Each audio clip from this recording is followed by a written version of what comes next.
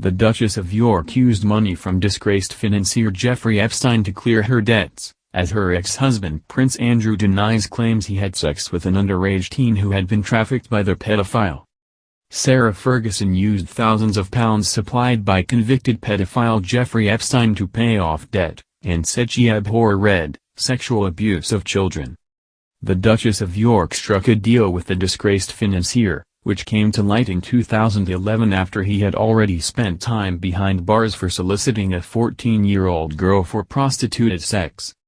Epstein, who was found dead in a jail cell in August this year, had paid £15,000 to Sarah's former personal assistant Johnny O'Sullivan to cover part of his unpaid salary.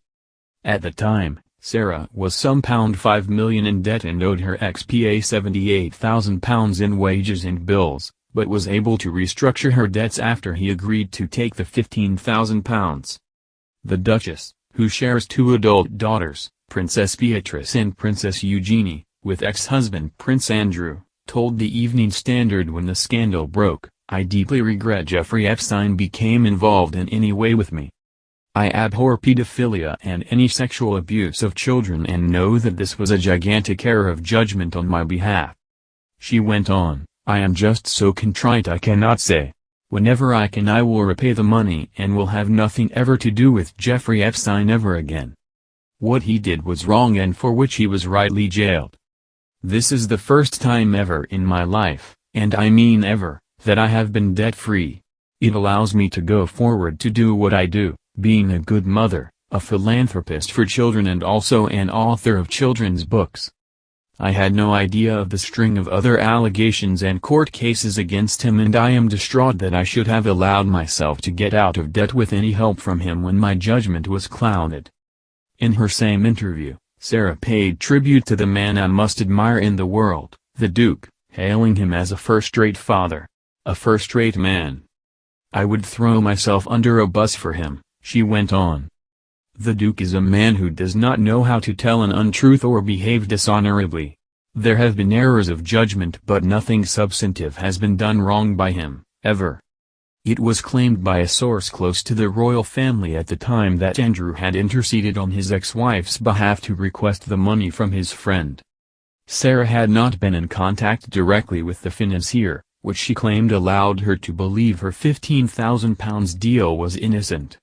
But after her 2011 statement, Epstein hired a team of lawyers to sue the Duchess and was said to be incensed by her suggestion he was a pedophile, despite having already been convicted of sexual offenses against an underage girl.